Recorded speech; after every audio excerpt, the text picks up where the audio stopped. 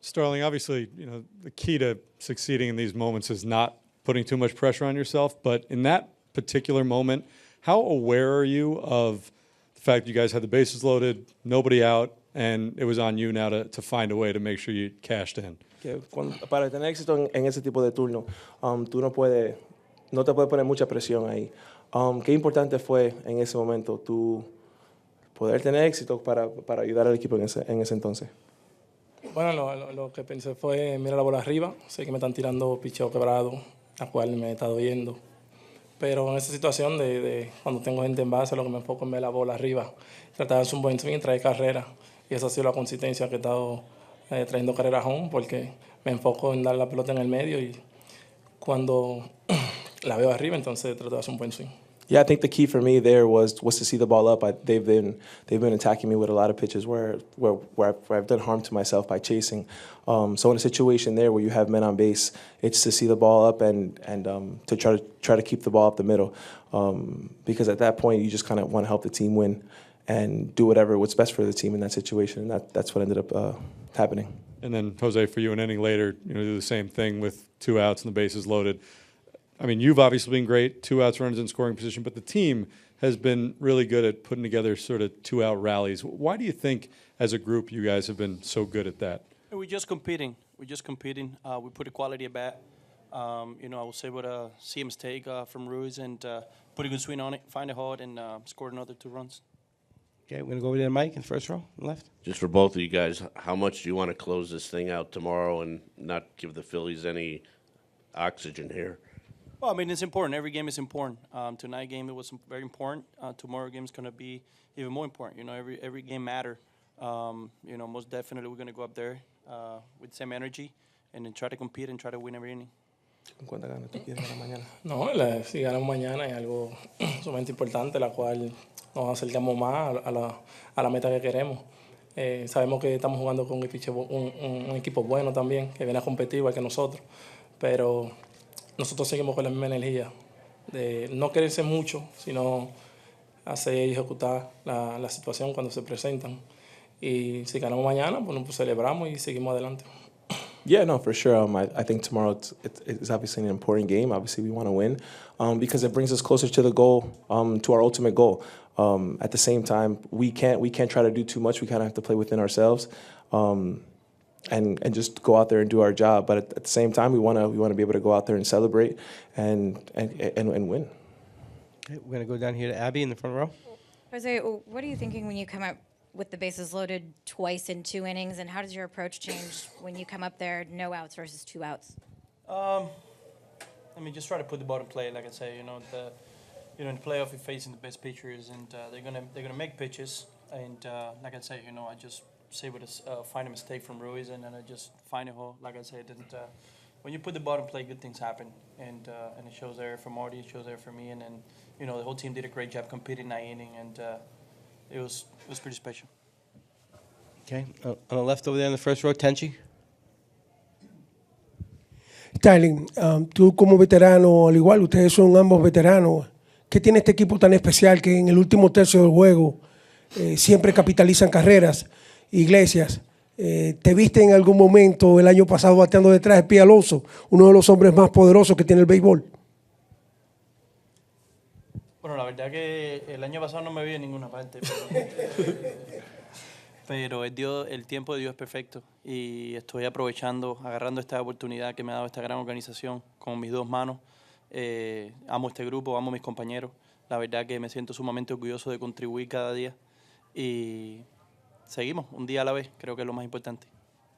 Bueno, sí, creo que en esa situación de 7º y no estamos 9º, creo que ponemos al público en pánico de subirle y bajarle la alegría, pero en esos innings cuando vemos que no hacen carrera, como que nos enfocamos más, como que decimos cada uno, nosotros podemos, si nos hacen, le hacemos. Y ahí es donde nos enfocamos en poner la bola en juego. Y siempre que se envasa al indoor, algo bueno pasa, porque la energía que él da y pone en el terreno es algo que nos hace nosotros ver y sacar de abajo para que el equipo gane. La verdad es que Lindor, Nimo, Alonso y Viento han sido unos líderes en estos juegos que hemos jugado, en la cual se ha visto la diferencia de que cada uno de ellos hace lo mejor por ganar y cuando nosotros vemos eso nos satisface de venir y cubrirlo también. Y por eso que tenemos una armonía tan bonita de querer ganar los juegos y seguimos celebrando cada día y jugando pelota duro. Okay, you're going to go in the back on the right. Buenas noches. Esta pregunta es para los dos. Son los mismos Mex en el papel que comenzaron en abril, pero son unos Mex después de la segunda mitad que están demostrando que totalmente sí se puede cambiar. La pregunta es la siguiente. ¿Qué hicieron los Mex que ustedes puedan definir en una sola palabra para ser unos nuevos metropolitanos? Creo que la unión que tenemos es algo que lo hemos tomado en cuenta de ser algo de que si uno falla, el otro viene, le dice la cosa y lo ponemos en práctica y sale bien. La unión es lo que nos ha hecho más fuerte cada día, de que olvidemos el pasado, sino enfocarnos en cada juego que viene para ser mejor. Y como dije, que ese tiempo que pasó, esos 2 meses, los 2 primeros, fue bien difícil, pero siempre nos mantuvimos con la esperanza de que todo iba a cambiar. Y una vez que empezamos a ganar, ya el resto fue historia, se olvidó eso y ya tú has visto dónde estamos. Okay. Anything else for these guys? Okay, John, right down here in the front. Mike's over here, John. This way. How would you guys describe Manaea's performance, especially that at bat against Bryce Harper in the 6th, with 2 runners on? ¿Qué tú puedes decir sobre la salida de Sean y, más importante, el turno en contra de Harper en el 7º inning? Bueno, la verdad que hay que quitarse la gorra ante Sean hoy en día. Tiró 7 y 1/3, la cual es algo que no tenemos como agradecerle el gran trabajo que hizo hoy. Dominando a cada bateador. Fue algo bonito de ver compitiendo en cada picheo. Cada persona que tenía en base trataba de hacer out, doble play. Eso es algo bonito de que haya salido en esa última entrada y tratar de hacer out, pero la verdad hizo un gran trabajo tirando esa entrada. La verdad que hay que quitarse la gorra antes de hoy. No, you really got to tip your cap to Sean for the performance that he had. We can't be more grateful for him in a situation like that where he went out there and he was essentially dominating the entire night, dominating every single hitter, getting the double plays that he needed, striking out the guys that he needed. But yeah, no, and even going out for that 8th inning and trying to continue to do the job, but just a tremendous effort by him, and just an outing that we definitely needed. Okay, thank you guys.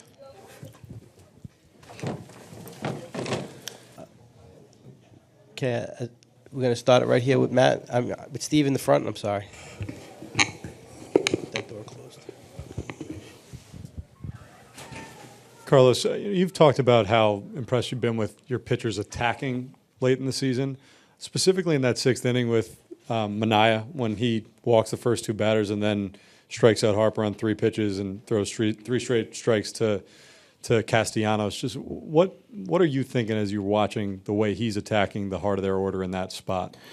Yeah, look, I don't think it was a hard decision there, because I could have gone to the pen. I had Rick Garrett, and the 3rd time through the order, the righties coming up, the first 2 guys get on with walks, But then once he got Harper there, I thought he had the momentum back. I always liked his presence, and especially today, his demeanor on the mound. He was always on the attack from the first pitch. But then the 2 walks that inning,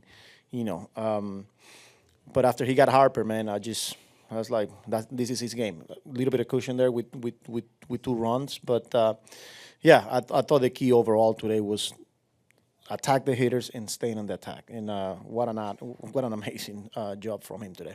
And it's been a while since you've been back here at Citi Field. I know you talked about anticipating the atmosphere. How did it live up to what you thought it would be? Amazing, fantastic. Let's do it again tomorrow, and more so. But obviously, I got to stay in the moment. But what a privilege, what an honor for us to have that support from our fan base. We feel it. I've been saying it the whole year, and today was a perfect example. For us, it's a privilege to be able to put this uniform on and represent this franchise and do it for our fan base. They deserve this, and just know that we will continue to fight, we will continue to believe, and we continue to have that one-day mentality. Next question over here Ed on the right. Carlos, what was your level of concern when Sean walked the first two batters in the sixth? I mean, I'm not going to say concern. I got to manage and I got to make decisions there. And, I'm glad that he got out of it. And not only he got out of that inning, he ended up giving us, I was going batter to batter after that inning. And he gave us the seventh, and then he went back out for the eighth. Pretty impressive, and especially after a couple of long innings there when they make some pitching changes, and he's sitting in the dugout. And but look, man, proud of him. He earned it. He deserved it, and it was a good, really good moment for him to get that standing ovation the way he did. Next question. Okay, we're gonna go over here, Mike, in the first row, on the left. Excuse me, Carlos. What can you say about the way Pete has just continued to step up here the last few days? He's on, and I think we've been saying it the whole year. He can carry a team. He can carry us, and we're here because of that big swing that he got in Milwaukee, right? And then today, first pitch he sees of a really good pitcher on Nola, and he goes the other way. And not only he goes with the other way, he goes with ease. Like as soon as he hit it, everybody in the ballpark knew that ball was gone. That's not easy to do on a night where the ball seems like wasn't going to travel as much. After Schwarber hits 107 to lead off the game and doesn't even make it to the warning track, and then Pete connects that one and he's out of the ballpark. So. Proud of Pete, good for him, and we want to continue to need him. I'm going to go behind you, Howard. Yep. Carlos, Pete has historically always hit Nola well. What is it about his approach to Nola that you think makes that a particularly good matchup for him? Yeah, it's hard to tell because they're pretty familiar with each other. And like I said before the game, it's a game of adjustments. Nola knows him well. Pete knows him well as well. They face each other for a long time, and I'm glad that Pete stayed on the attack today and got a good pitch, that first pitch of the game of his at bat, and he was able to hit that homer. But yeah, two really good players facing again in the division series, and Pete got him today. Okay, first row on the left here. Sean Manaea in the first inning, he was getting hit pretty hard. And then I don't know what adjustments he made, but what did you see him do? What adjustments did you see him make to kind of settle down after that? He didn't back down from contact. He didn't back away. We know they are an aggressive lineup, and they show it right away. They were attacking him, but he kept getting the baseball. He had really good rhythm, and he went right after. He trusted his stuff. He trusted the game plan, and he didn't back away from it. I like how he used all of his pitches, especially the changeup. And when he needed to make pitches, he did. Unbelievable job. And like I said, he was on the attack. It was a different look today, even though we've seen it the whole year. But his mound presence, his demeanor, like there was something different about him today that I'm just proud of him. And then just what would it mean for this team to clinch tomorrow at home, if possible? Look, obviously it'll be special, but we got to come back tomorrow and we got to win a baseball game. If we would have lost today, the mentality we need to come back tomorrow and win a baseball game. One day at a time mentality, one series at a time. We'll come back tomorrow. We got to stay humble. We haven't done anything. We got to come back tomorrow. We have to prepare. We got to go out the way we go about our business pre-game, and then we got to go out there. We got to compete, and we got to go out there and execute. So we'll see what happens. Do we have anything else here? All right, we'll go here with John in the first row. I was just on the at-bat with Harper there. Do you think that was kind of perfect execution? He goes change-up, then sweeper to get him? Yeah, and we know he's going to be aggressive. He's hacking. Not only pitch selection, but the execution. Really good changeups and really good slider. To get a really good hitter on a huge spot. I thought, like I said, Sean got that momentum back after he executed and got Harper down. Okay, we'll take one more down here in the front, Steve. Carlos, you talk often, especially down the stretch, about winning plays and the need to make these little things happen. What does what Tyrone Taylor did in the fourth inning do for a group in games like this? Yes, huge, and you're exactly right. Winning plays, winning at bats. not giving them extra 90 feet, not giving them extra outs, winning counts, winning at bats. Today, Taylor execute the ball, that hits the wall barehanded and throws a perfect one hop to second base. And then Lindor, don't forget about that play. Not an easy play with the runner coming in, and not only he's catching it and applying a really good tag. So, and again, it's a leadoff double. And who knows what happens in that inning. And we get him at second base, and we got the momentum back. So, yeah, we need to continue to make those plays. We need to continue to have that type of mentality, and we need to continue to execute. Okay, thanks, Carlos. Okay, questions for Sean? Okay, first row over here on the left. Your voice was a little raspy yesterday. How are you feeling health-wise? Health-wise, I feel good. Yeah, I think my voice has recovered a little bit, so I'll take it. So it's not the Manaea flu game?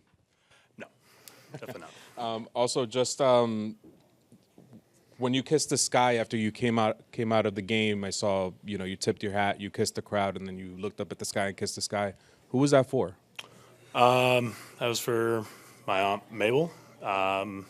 Just got a message that she had passed away earlier this morning, and yeah, so that game was for her. Next question. We go all the way in the back on the left.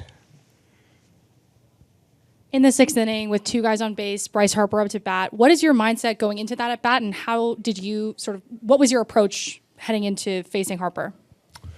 Really just attack. Not try to be too fine with things. Hi, Pete. You joined by Pete. Yeah, attacking him and not trying to be too cute or too fancy. And really just that energy going towards him, and I know the defense behind me is incredible, and we can do incredible things. So just got to trust that, and just went right after him. Okay, go here in the back, Mike. Sean, knowing the bullpen and how taxed it's been lately, how important was it to get into the eighth inning and be so effective? It's huge. These guys have been doing incredible work the whole year. The playoffs is no different, and obviously they've been throwing a lot, and so for me that's always the goal is to go deep as possible, and I was just really excited I was able to do that, and the bullpen shut it down. Okay, we're gonna go on the left here to Laura. I saw that Luis Severino and Jose Quintana both had the 5'9" on their faces. What does it mean to you to kind of have that support from them, and how has the bond within this rotation grown, especially playing in October?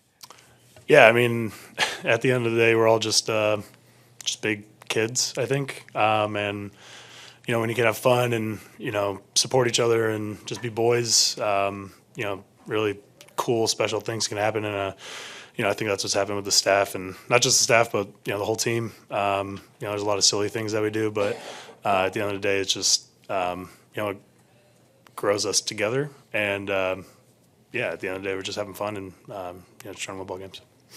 Okay, we'll go to Tim. Question for both of you guys. The Mets, in the history of Citi Field, have never had any sort of clinching celebration here. What would it mean to finish it off tomorrow and have one of those? Be huge. At the end of the day, we just got to win. That's all that really matters. If that's here, it'd be amazing. But if not, then we just got to just finish the job. And Pete? Yeah, I mean it'd be fantastic to get it done, but we got to stay within ourselves, focus on the task at hand, pitch to pitch, out to out, inning to inning, and I believe if we can do that, stay right there in the groove of things, and don't try and do too much in each moment, I think we'll be able to get it done tomorrow. And Pete, you were seemingly encouraging the fans to cheer there in that moment in the eighth inning, and they seemed to respond to you. What was your thinking there, and what did you think of their response? One thing, playing on the road, like the one thing that we did a really good job of is kind of kind of sucking the energy out of the stadiums. And I think because like the playoffs, like no doubt there's a huge energy component to it, whether the crowd's in it or not into it. And it wasn't necessarily a perfect inning, and there was kind of a lull. But it's like, listen, we're still up. Like every pitch, every out matters. So I was just like, come on, like it's okay. We're still in a good spot. Like come on, like the more loud and the more supportive that every pitch, like the more loud that we get, it's a huge advantage to us. So it's keeping that energy up and maintaining that energy and maintaining that momentum because it's huge. Go down here to Bruce. Pete, what did it mean to you to jumpstart Game 3 with that homer in the second? I'm just happy I put a good swing on a ball. I mean, me and Aaron, like we've faced each other a lot over the years, whether it's in the big leagues or in college. So he knows me, I know him, and I'm just really happy I was able to. Because I mean, he's a great talented pitcher. I mean, he's a well polished guy, and he's a tough AB. I'm just happy I was able to come through for the team right there. Okay, John. Sean Carlos was in here saying that he thought you've obviously been composed all year, but there was something special about your demeanor today.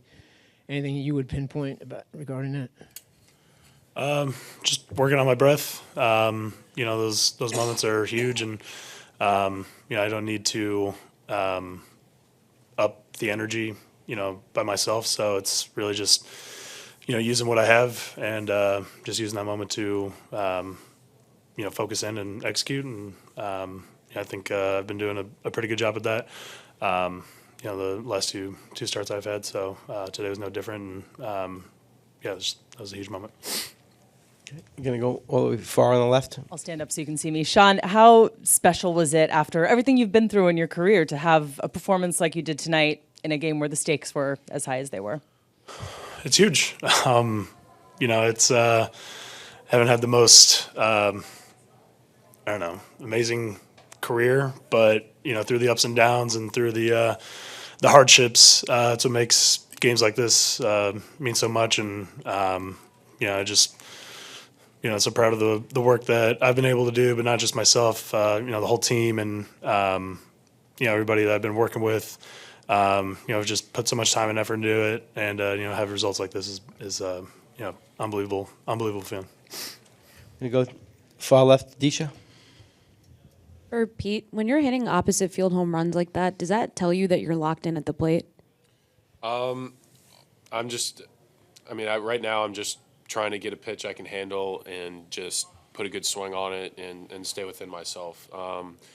Wherever it goes out, if it does, I'm just happy it does. It's just a product of a good swing, and pitch was away, so I'm really glad. So if I'm hitting balls the other way, it's typically a good sign. And then compared to 2 weeks ago when you played that home game here with the standing O, and it's pretty emotional for the crowd, maybe for yourself, just how different was today, maybe monkey off your back in that way and not having all of that pressure perhaps?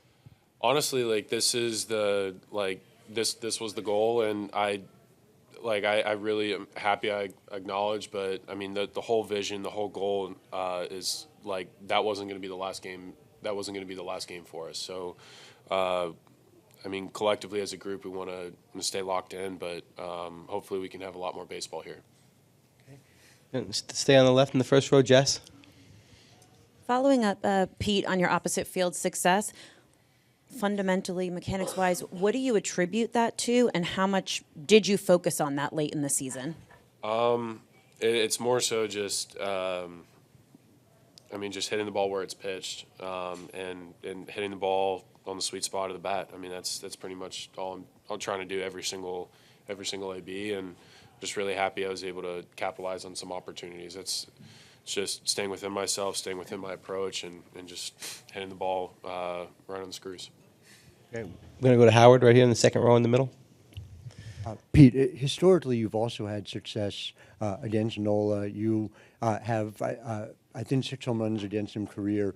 You have 7 home runs in your career hitting knuckle curves, which is his obviously primary pitch. He doesn't seem to throw it, especially in key moments against you. I wonder whether you think he stays away from it, knowing that is a pitch you hit well. Can you kind of take me through the way in which that battle has played out? I mean, he's got command of. He's got command of all of his pitches. I think it's more so just the cat and mouse game. Like he knows who I am. I mean, we've faced each other. I mean, since 2014. So and obviously I know who he is. So he's every time it's just trying to like crack the code. How is he trying to get me out today? What's he trying to get ahead with? So and granted he's got control, really pinpoint control over all of his pitches. But yeah, I was just looking for a fastball out over the plate and just stay through it and just drive the ball a big part of the field. And just really, like, you don't think he was going to start you with the knuckle curve in that spot?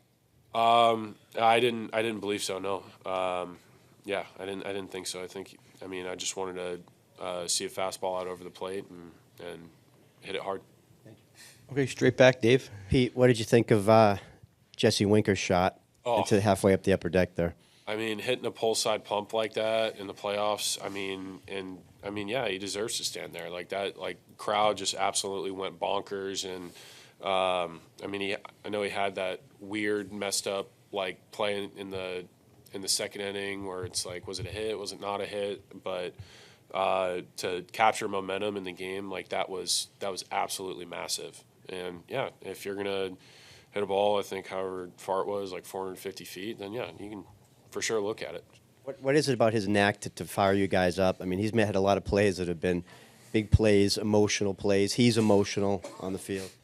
I mean, Jess is. I mean, he comes with it. I mean, he plays the game with a full head of steam. Like he honestly plays, like he plays the game of baseball like a middle linebacker. Like he's just like full intensity, like full bore all the time, and he's always super high energy, and you love that. Like the passion that he brings to the table. It's like you love to see that, and I mean, it's a pleasure sharing a locker room with him because he's never a doubt that Jesse's always ready to go. Okay, we're going to take two more quick ones. Take one here in the first row. On the left. Sean, the last time you faced the Phillies in the postseason, it didn't go so well for you. I think you mentioned that you had gone to Driveline in the offseason after that to kind of revamp some of your pitching. What does it mean to you to have this kind of success against the Phillies, given that history? Yeah, like I said before, it's, I've had a lot of ups and I've had way more downs throughout my career. And, that moment for me was rock bottom pretty much because it was like that night that I emailed Driveline. I was like, all right, something's got to change and we got to, fix something here. And yeah, to be as low as I was there and to, be here now, just such an incredible feeling to be able to, persevere through all that. And I'm just super proud of myself for that. Okay, far right here in the front row. Pete, just as someone who prides himself on coming through for the team, just how much are you enjoying this postseason and what you've been able to do so far? I mean, this whole experience has just been incredible.